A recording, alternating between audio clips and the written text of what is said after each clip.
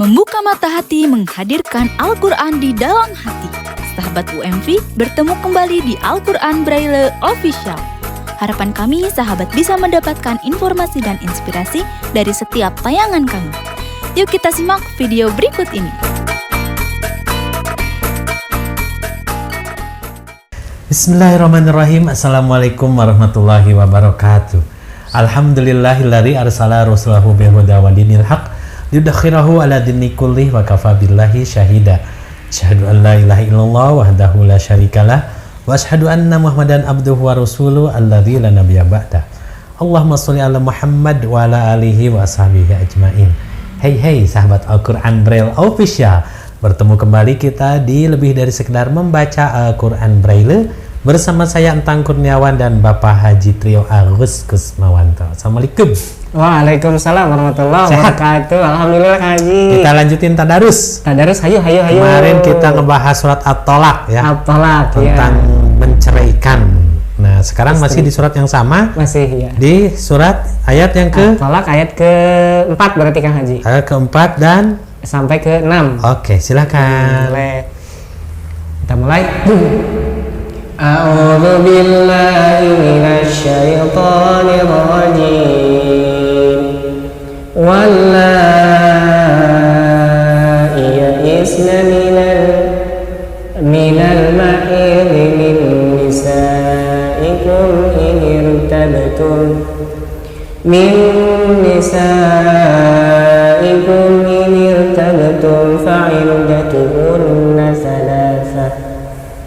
فعدتهن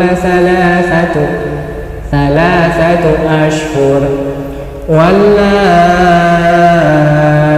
لم يحضن وأولاة الأحمال أجلهن أن يضعن حملهن ومن يتق الله يجعل له من أمره يسرا ذلك أمر الله أنزله إليكم ومن يتق الله يكفر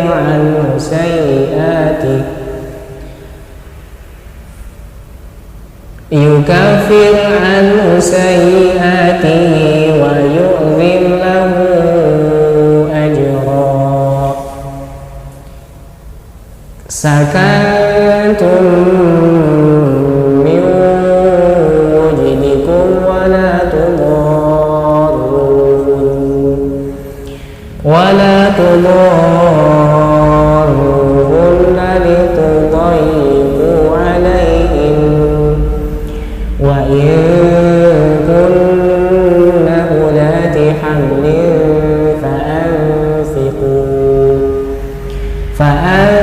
فأنفقوا عليهن حتى يضعن حملهن فإن أرضعن لكم فآتوهن أجورهن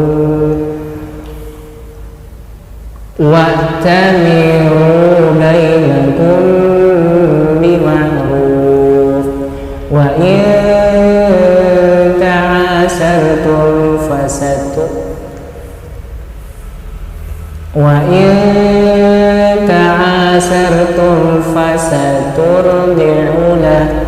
فسترضع له أخرى سمعنا وأطعنا غفرانك ربنا وإليك المصير. Aku berlindung kepada Allah dari godaan syaitan yang terkutuk. Perempuan-perempuan yang tidak haid lagi menefos di antara istri-istrimu, jika kamu ragu-ragu tentang masa iddahnya, maka iddahnya adalah 3 bulan. Dan begitu pula perempuan-perempuan yang tidak haid. Sedangkan perempuan-perempuan yang hamil, waktu iddah mereka itu ialah sampai mereka melahirkan kandungannya. Dan barang siapa bertakwa kepada Allah, niscaya Dia menjadikan kemudahan baginya dalam urusannya. Itulah perintah Allah yang diturunkannya kepada kamu. Barang siapa bertakwa kepada Allah, niscaya Allah akan menghapus kesalahan-kesalahannya dan akan melipat gandakan pahala baginya. Tempatkanlah mereka para istri di mana kamu bertempat tinggal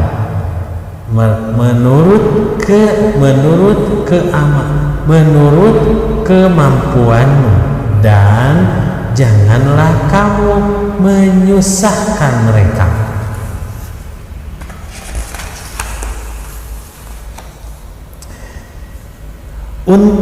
Menyusahkan mereka untuk menyempatkan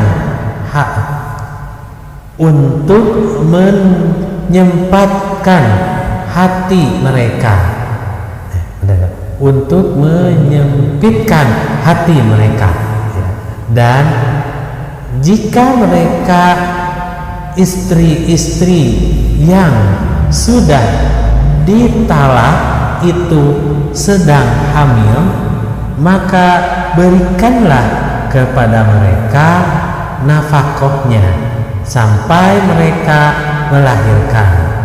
Kemudian jika mereka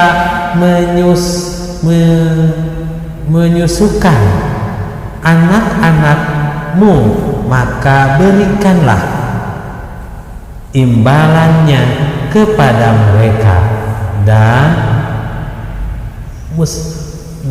dan musyawarahkanlah di antara kamu segala sesuatu dengan baik.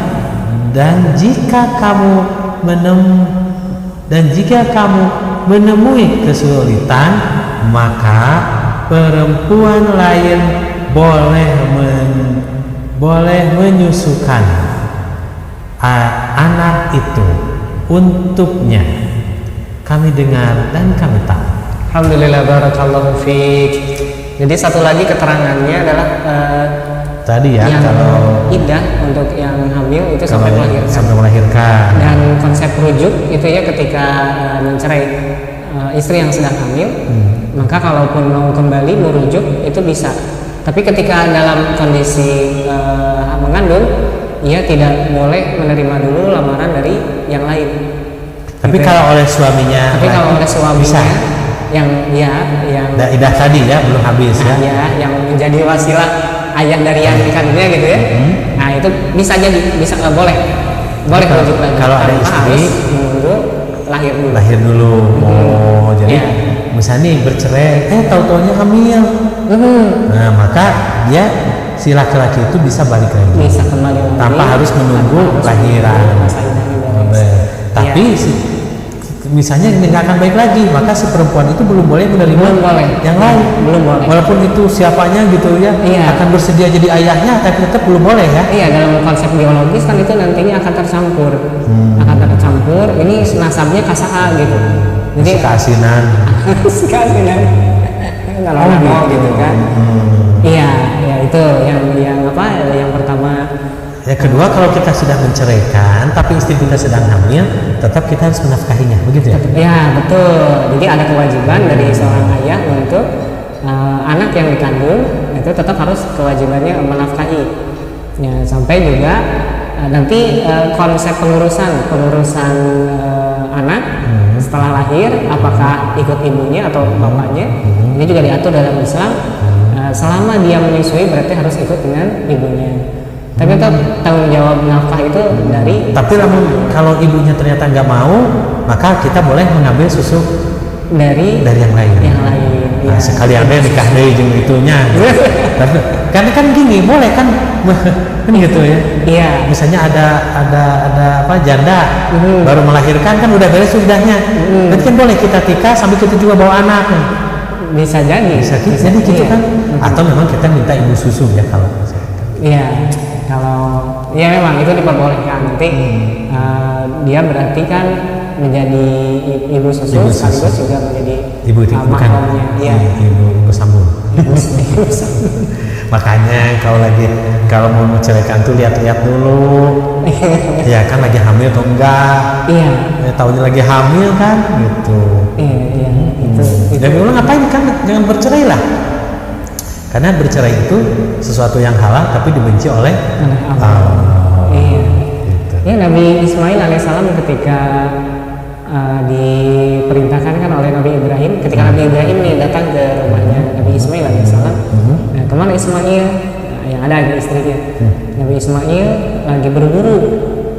Lalu bagaimana kamu dengan Ismail? Senang nggak gitu ya? Nah, kepada istrinya nih, kepada istri Nabi Ismail. Enggak, Ismail mah orangnya pelit, nggak suka ngasih apa itu nafkah gitu ya. Wah, pokoknya jelekin. Nah, kemudian nanti sampaikan ya kata Nabi Ibrahim kepada istri Nabi Ismail, nanti sampaikan ya amanah saya. Tadi bapaknya kesini, kemudian kalau bisa ganti tulang, gitu. Ganti istri ya. Ganti istri. Nabi Ismail kan ngerti ya. Ini apa silau kamu gitu. Nah, diceraikan, kemudian nikah lagi. Kemudian kejadian yang sama terulang. Datang lagi Nabi Ibrahim, kemudian Nabi Ismailnya lagi berburu. Nah, gimana kamu dengan Ismail? Jawabannya sama. Alhamdulillah. Ya, berbalik jawabannya terbalik. Alhamdulillah Allah masih memberikan rezeki kepada kami dan sebagainya. Nah, sampaikan amanah saya, perkuat kunci pintu tulang gitulah ya. Nah, itu berarti memang apa ya dalam kondisi-kondisi tertentu ketika Allah memerintahkan kepada Nabi SAW, bisa saja cerai itu jadi jalan ketika istri-istrinya nusyuz.